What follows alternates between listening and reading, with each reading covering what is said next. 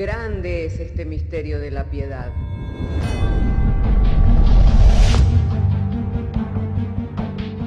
Si se destruyeran los fundamentos, ¿qué ha de hacer el justo?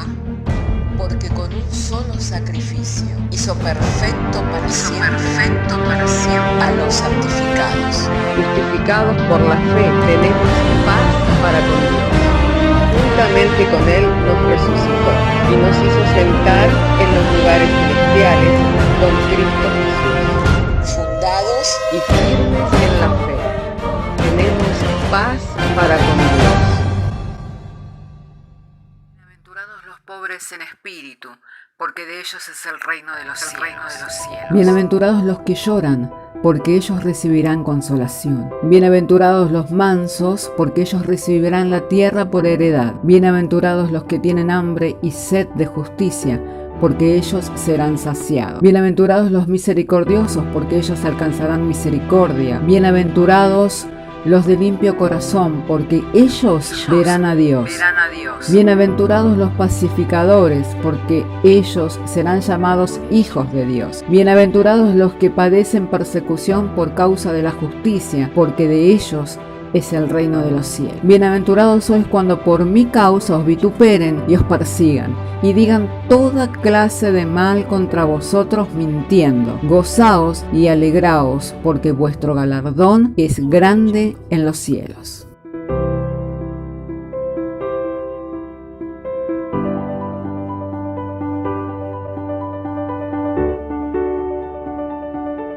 De manera que si tiene su Biblia, vamos a ir al capítulo 4, correlativamente venimos estudiando el libro de los Hechos. Hoy, llegado al capítulo 4, vamos a leer el verso 9. Vamos a leer del verso 9 al verso 12 y luego vamos a estar leyendo del verso 21 al verso 22 de la palabra del Señor. Hoy vamos a estar mirando el inicio de la persecución de la iglesia primitiva, ya que de esto es de lo que trata este capítulo, el inicio de la persecución de la iglesia primitiva. Dice la Sagrada Escritura, capítulo 4 del libro de los Hechos: puesto que hoy se nos interroga acerca del beneficio hecho a un hombre enfermo, de qué manera éste haya sido sanado, sea notorio a todos vosotros y a todo el pueblo de Israel que en el nombre de Jesucristo de Nazaret, a quien vosotros crucificasteis, a quien Dios resucitó de los muertos, por él, este hombre está en vuestra presencia sano. Este Jesús es la piedra reprobada por vosotros, los edificadores, la cual ha venido a ser cabeza del ángulo. En ninguno otro hay salvación, porque no hay otro nombre bajo el cielo dado a los hombres en que podamos ser salvos. Verso 21 dice: ellos entonces le amenazaron y le soltaron, no hallando ningún modo de castigarles por causa del pueblo, porque todos glorificaban a Dios por lo que se había hecho, ya que el hombre en quien se había hecho este milagro de sanidad tenía más de 40 años. Oremos al Señor. Padre querido, queremos darte gracias en esta hora que nos has dado traer la lectura de las Sagradas Escrituras.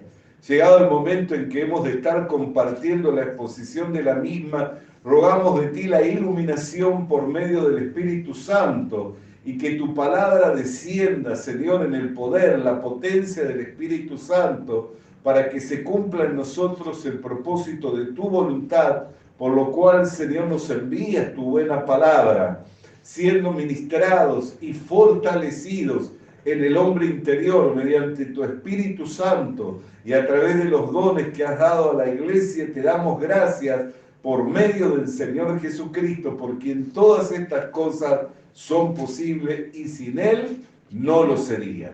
En el nombre de Jesús, amén. Y tomen asiento los hermanos.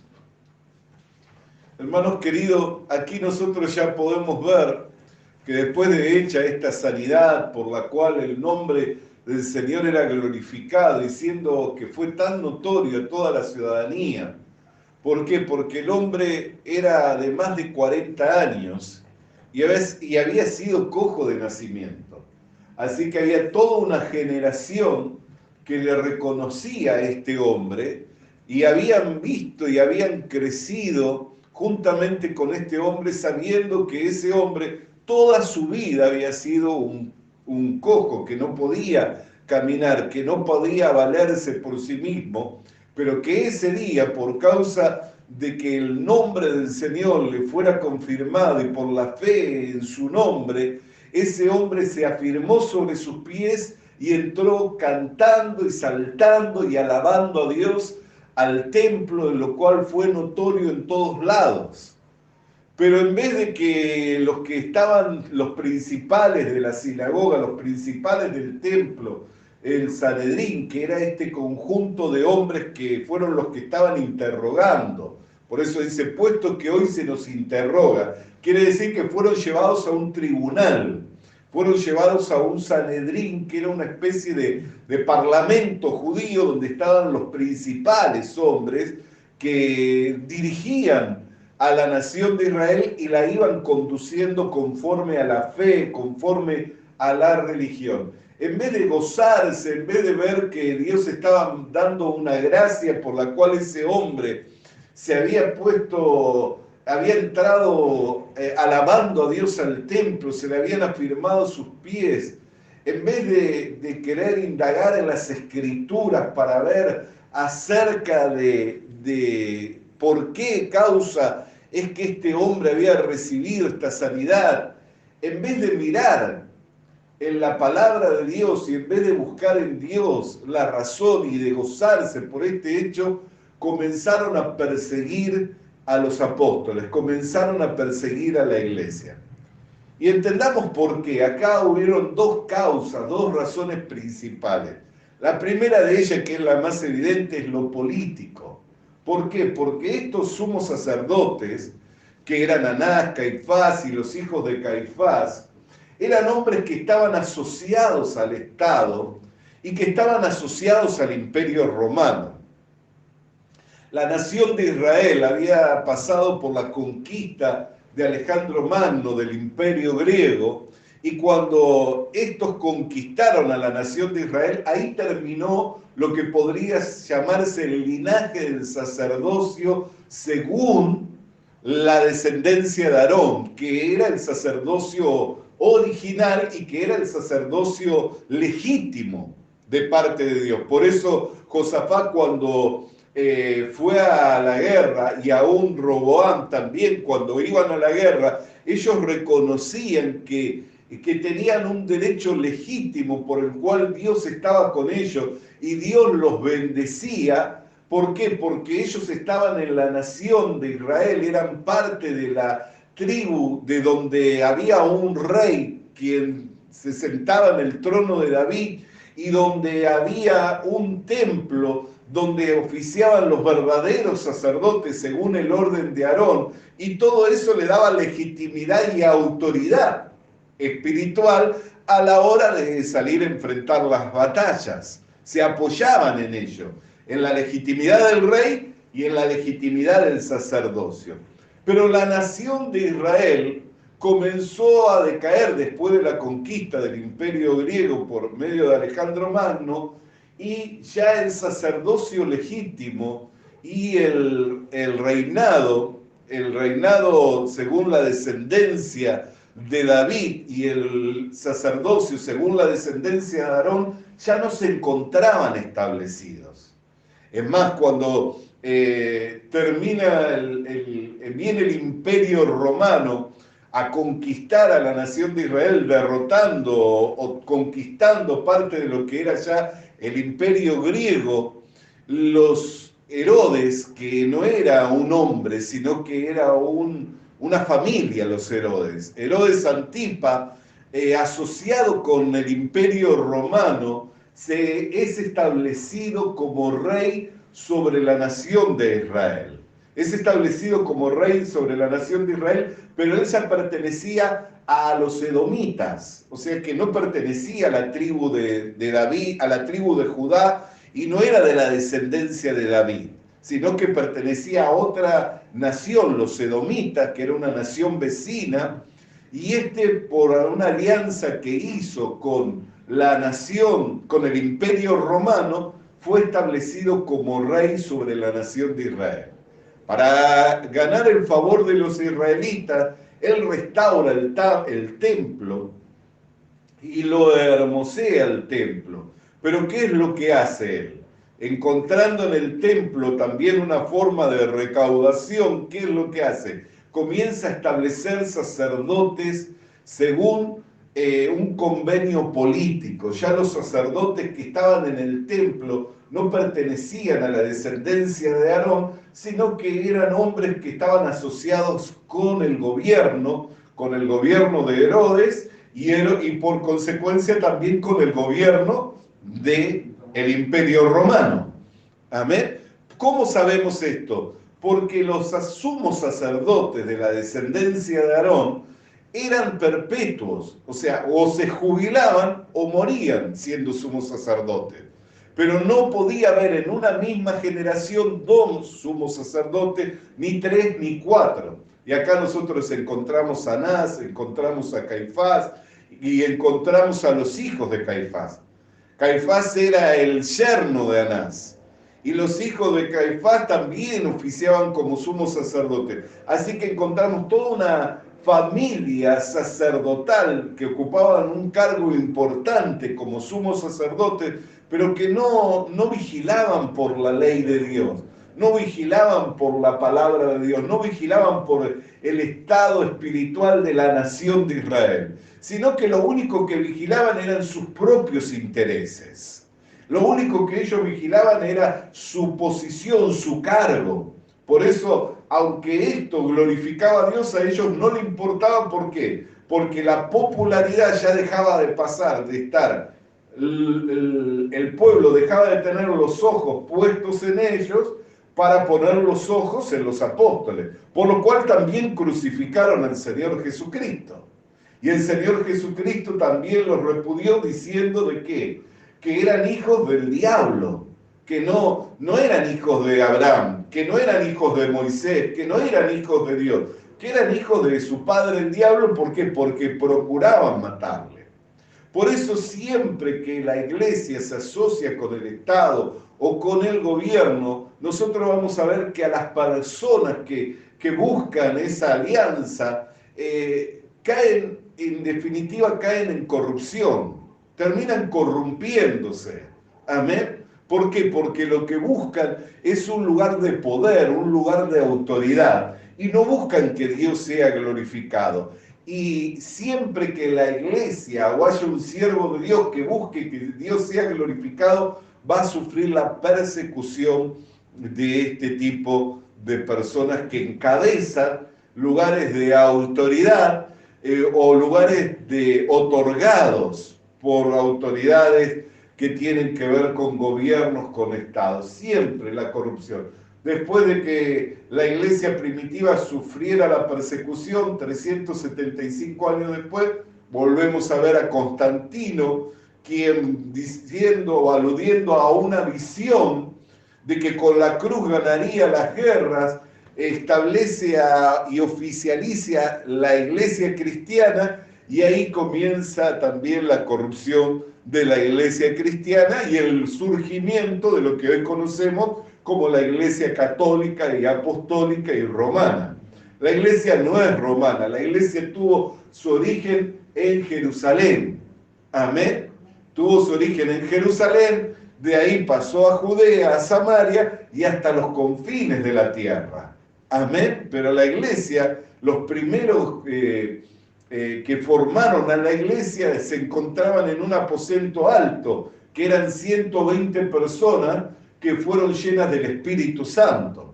Por eso hemos dicho ya en enseñanzas anteriores que el libro de los Hechos no debiera ser el libro de los Hechos de los apóstoles, sino debiera ser el libro de los Hechos del Espíritu Santo. ¿Por qué? Porque los apóstoles del Señor Jesucristo, cuando el Señor Jesucristo iba a la cruz, todos ellos le negaron, todos ellos se dispersaron, todos ellos volvieron a sus antiguos oficios.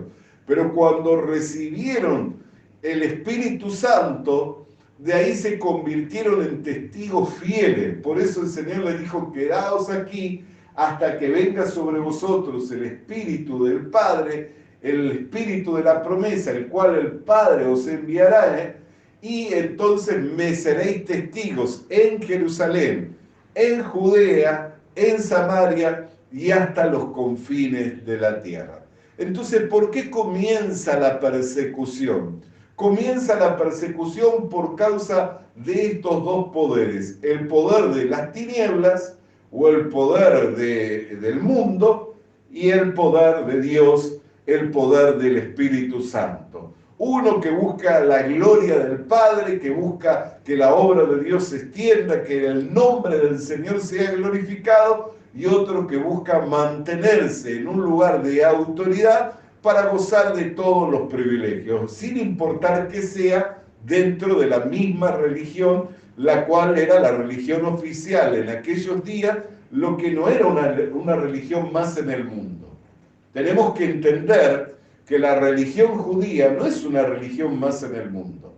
Es una religión, o sea, es una nación que recibió los ritos del culto y de la ley por mandato de Dios. O sea, todo lo que ellos ofician, todo lo que ellos practican, no lo practican de su voluntad, de su parecer, sino que lo recibieron de parte de Dios. Pero en ese punto en el que vino el Señor Jesucristo, ya estaban corrompidos. Ya esa religión oficial, o la religión legítima, que era la religión judía, ya estaba completamente corrompida. ¿Por qué? Porque ni el rey era de la descendencia de Judá, de la descendencia de David, ni el sumo sacerdote era de la descendencia de Aarón. Y ya hay costumbres que no se guardaban. Hay costumbres que ya no se velaban por esas costumbres. Por ejemplo, el que hubiera un sumo sacerdote. Amén. Podía ser que el sumo sacerdote fuera descuidado, como por ejemplo lo fue el sumo sacerdote Elí. Amén. Por lo cual no tuvo más ninguno de su descendencia que se sentara, que ocupara un lugar dentro del sacerdocio.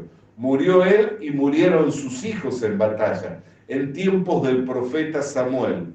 Pero por muchos años, por muchos siglos, se seguía guardando ese sacerdocio legítimo que era por orden de Dios, que venía de la descendencia de Aarón y que debía ser ocupado durante toda una generación hasta que muriera o que se jubilara. Y entonces cuando moría o se jubilaba, se volvía a echar suerte sobre los sacerdotes, el resto de los sacerdotes, y ahí uno pasaba a ocupar el lugar de sumo sacerdote.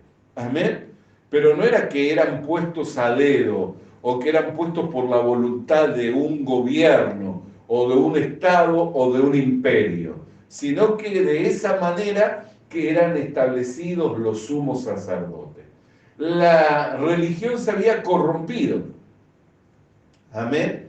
La religión se había corrompido y en hecho se comienza, por eso es la persecución de la iglesia primitiva. Se inicia, ¿por qué? Porque desafiaba al poder y desafiaba a la autoridad de esta gente que ocupaba lugares de poder, lugares de autoridad, pero que solo buscaban su propio beneficio, solo buscaban satisfacerse a sí mismos, pero no buscaban extender el reino de Dios, no buscaban el que Dios sea glorificado. Por eso cuando Jesús le vio a Natanael, le dijo, he aquí un verdadero israelita, un verdadero judío. Y él le dijo, ¿de dónde tú me conoces? Le dijo, cuando estabas en la higuera, ahí yo te vi. ¿Por qué Natanael estaba en la higuera y el Señor lo vio? Porque Natanael, cuando estaba bajo la higuera, viendo el estado de la religión, de la cual él hacía parte por ser parte de esa nación, cómo estaba corrompida, qué era lo que pedía, por la venida del Mesías. Como pedía por la venida del Mesías, pedía por la venida del Señor Jesucristo, el Señor Jesucristo estaba ahí. Mientras él estaba pidiendo en la higuera que pudiera Dios enviarles al Mesías, el Mesías, aunque estaba en forma corporal ya en su ministerio público, también en su espíritu, como Dios, estaba escuchando de la oración de Natanael. Por eso le dijo, mientras estabas en la higuera, yo te vi. ¿Por qué? Porque Natanael era un verdadero judío que estaba pidiendo la restauración de su nación por medio del Mesías. Amén. Y esas palabras le bastaron ¿para qué? Para que Natanael lo comenzara a seguir. Y el Señor que le dice, porque te he dicho que te he visto, me sigues, mas yo te digo que aún cosas mayores verás. Aún cosas mayores verás. Amén. Entonces, hermano querido, vemos que el Cristo vino a los suyos para traer una restauración aún a esa nación, pero no era de la manera en que ellos esperaban, sino que iba a ser por medio de la iglesia, que iba a venir la restauración al hombre, iba a venir la restauración a la religión judía, donde ya no iba a haber más ni judíos, ni gentiles, ni esclavos, ni libres, sino iba a haber un solo y nuevo hombre, una nueva creación, la iglesia. Amén. La iglesia. Por eso, hermano querido y hermana querida, estas son cosas que nosotros tenemos que mirar. Esto en vez de gozarse, en vez de alegrarse, porque esa señal había sido hecha en medio de ellos. Y era bien notorio, por eso es que no le pudieron castigar. ¿Por qué? Por lo notorio que era, dice el verso 21. Ellos entonces les amenazaron y les soltaron, no hallando ningún modo de castigarle, pero ¿por causa de qué? Por causa del pueblo. ¿Por qué? Porque ellos miraban al pueblo y buscaban el favor del pueblo y no querían tener enemistad con el pueblo para seguir ocupando esos cargos, esos lugares de autoridad, esos cargos de preeminencia, para seguir teniendo de ellos un beneficio. Amén. Pero el siervo de Dios no mira por su propio beneficio. Por eso Pedro le dice ahí en el verso 19 del capítulo 4. Mas Pedro y Juan respondieron diciéndoles, juzgad si es justo delante de Dios obedecer a vosotros antes que a Dios. O sea, el verdadero siervo de Dios no busca congraciarse. Si Pedro y Juan no hubieran sido siervos de Dios, dicen, hubieran hecho un acuerdo, hubieran hecho un convenio por medio de ellos y hubieran dicho de alguna manera, miren, nos asociemos y tengan ustedes el beneficio de nosotros y nosotros tengamos el beneficio de ustedes. Pero ¿qué es lo que le dijeron? Juzgad vosotros, ¿qué es mejor? ¿Hacer caso a los hombres o hacerle caso a Dios? Entonces no buscaban la alabanza de los hombres, no buscaban el favor de los hombres, sino buscaban la alabanza de Dios y buscaban el favor de Dios. Luego ellos, ahí nosotros podemos ver que después de que le soltaron, reunidos con la iglesia y dando testimonio de las amenazas, ellos comenzaron a proferir palabra de sabiduría. En el verso 25, fíjese. ¿Por qué? Porque la sabiduría acomoda lo espiritual a lo espiritual. Entonces ellos vieron la situación que estaban viviendo y usaron de palabra de sabiduría para acomodar un hecho espiritual con un hecho que tenía que ver con lo que estaba aconteciendo en ese momento. Dice que por boca de David, tu siervo, dijiste, ¿por qué se amotinan la gente? Y los pueblos piensan cosas vanas, se reunieron los reyes de la tierra y los príncipes se juntaron en una contra el Señor y contra su Cristo. Aquí ellos hacen mención del Salmo 2, verso 1 y 2. Pero fíjese quién eran los reyes de la tierra y los príncipes que se juntaron, porque verdaderamente, verso 27, se reunieron en esta ciudad contra tu santo Hijo Jesús, a quien tú ungiste, Herodes, Poncio Pilato, con los gentiles y el pueblo de Israel. Fíjese qué unión. Los gentiles con el pueblo de Israel. Cuando Pedro entró a la casa de Cornelio, dijo, vosotros sabéis cuán abominable es a un hebreo, a un israelita, entrar a morar en vuestra casa. Cuando el centurión le pidió al Señor que enviara su palabra, ¿por qué? Porque no se sentía digno de que el Señor entrara a su casa, porque ellos sabían, o sea, los gentiles sabían la diferencia que había entre lo que era la nación de Israel, que estaban bajo el pacto de la circuncisión, y de las naciones paganas que no tenían ni pacto, ni herencia, ni promesa, no tenían nada, ninguna relación. Pero ahí se unieron. Fíjese, algo que nunca se podían unir, ahí se unieron Herodes, Poncio Pilato, intereses políticos, porque uno representa a Roma y otro representa al gobierno hebreo, al gobierno de los israelitas, que no eran de hebreos genuinos, no eran hebreos verdaderos, sino que los Herodes pertenecían a una familia de edomitas que habían sido puestos por el imperio en tiempos en que conquistaron el imperio griego. Entonces, allí dos intereses opuestos, porque uno tenía el interés del imperio y otro tenía el interés de su estado. Es como cuando están los gobiernos provinciales o departamentales y el gobierno nacional. Vio que a veces hay intereses distintos, ¿no? Porque uno busca la recaudación de su provincia o de su departamento y otro busca gravar con impuestos a todo el país. Entonces comienzan a haber allí intereses diferentes y empiezan a haber conflictos. Bueno, ellos tenían esos conflictos por las cargas impositivas, por los intereses, porque unos llevaban el dinero para Roma y los otros buscaban que el dinero quedara en la nación, pero el dinero le pertenecía al pueblo. Pero ahí se juntaron Herodes, Poncio Pilato, que eran intereses distintos, los gentiles, el pueblo de Israel, que nunca se juntaron, dice, para hacer cuanto tu mano y tu consejo habían antes determinado que sucediera. Y ahora, Señor, mira sus amenazas y concede a tus siervos que con todo denuedo hablen tu palabra mientras extiendes tu mano para que se hagan sanidades, señales, prodigios, mediante el nombre de tu santo Hijo Jesús. Y cuando hubieron orado, el lugar en que estaban congregados tembló, y todos fueron llenos del Espíritu Santo y hablaban con denuedo la palabra de Dios. ¿Qué es hablar con denuedo la palabra de Dios? Hablar con facilidad. Muchas personas en este punto se trancan porque dicen, tengo que ir a estudiar, y estudiar es bueno. Estudiar la palabra de Dios nos nutre. Poder tener un maestro que enseñe la palabra de Dios conforme a la enseñanza bíblica es muy útil, es muy provechoso y de mucha bendición para la iglesia.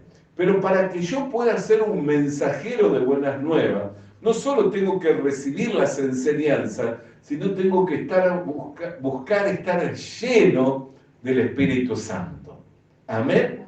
Una cosa es ser lleno del Espíritu Santo y otra cosa es hacerse lleno del Espíritu Santo.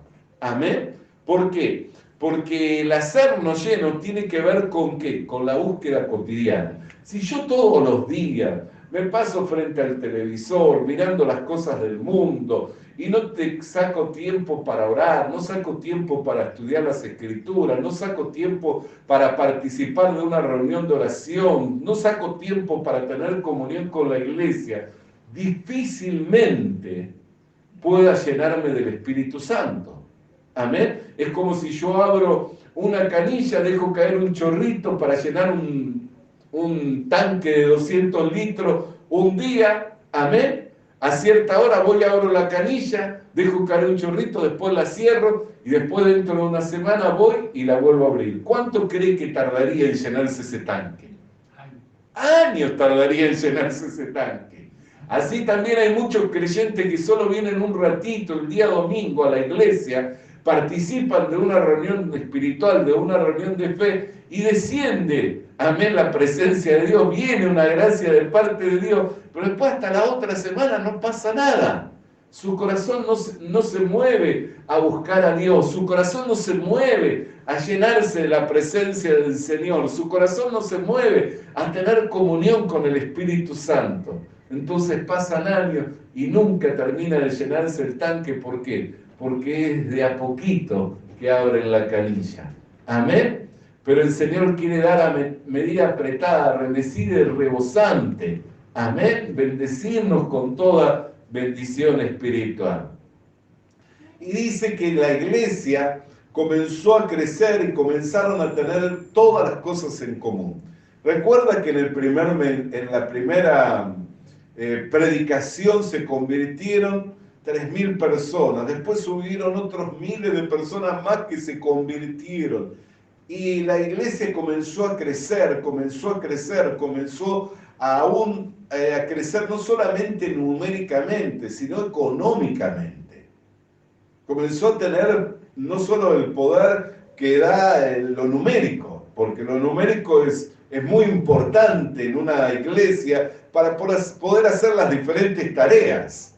¿Por qué? Porque es mucho más fácil repartir entre varios las tareas en una ciudad, amén, visitar enfermos, asistir a las viudas, a los huérfanos, amén. Es mucho más fácil cuando hay un número de personas a cuando es muy poco. Entonces, ahí comenzó a crecer y también comenzó a crecer el trabajo.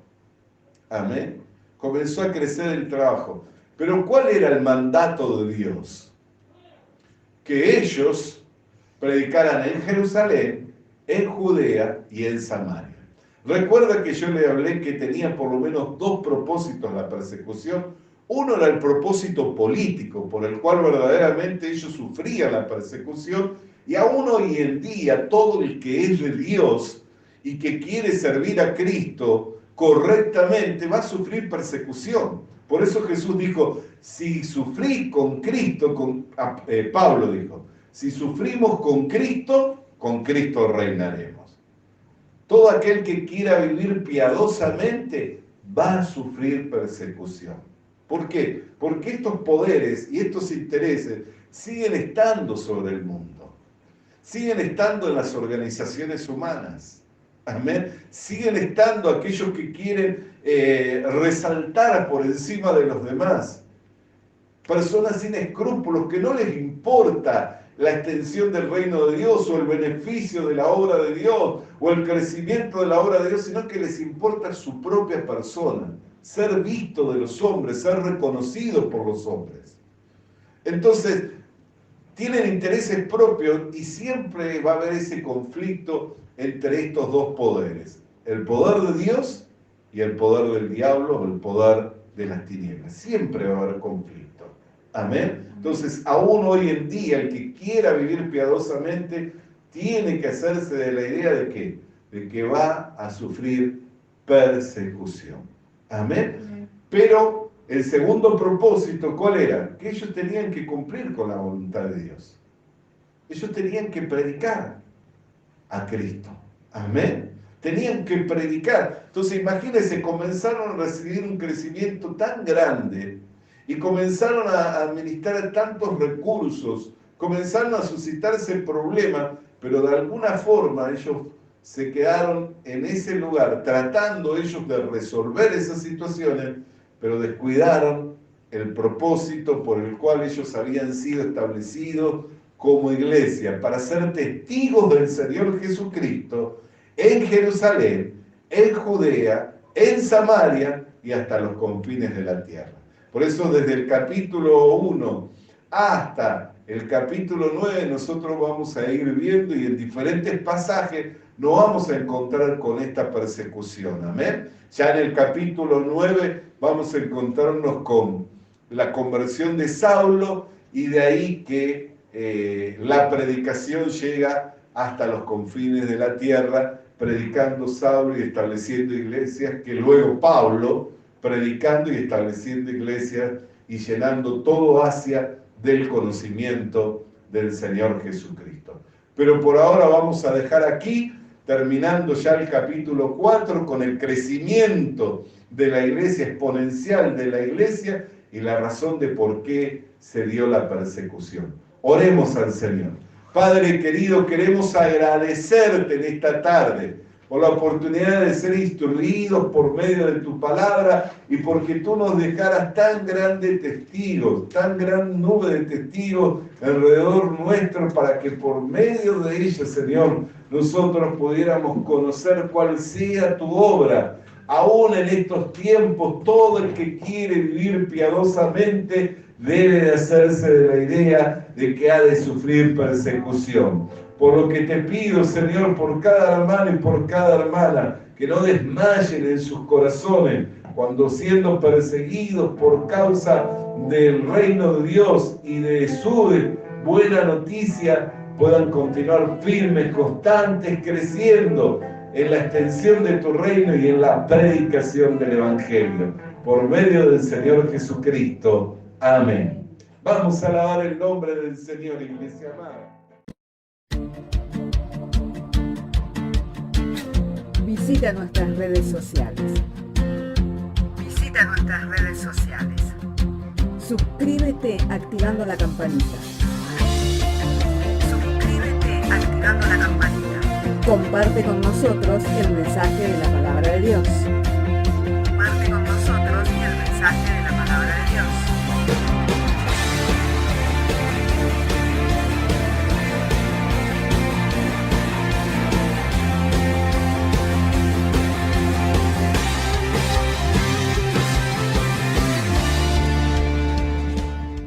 Le animamos a que consiga una Biblia,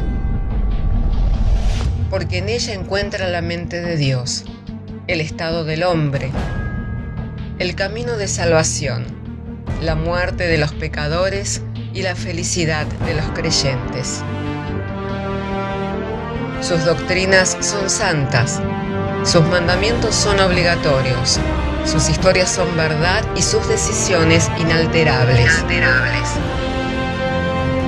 Léala para ser sabio, crea en ella para ser salvo y póngala en práctica para ser santo.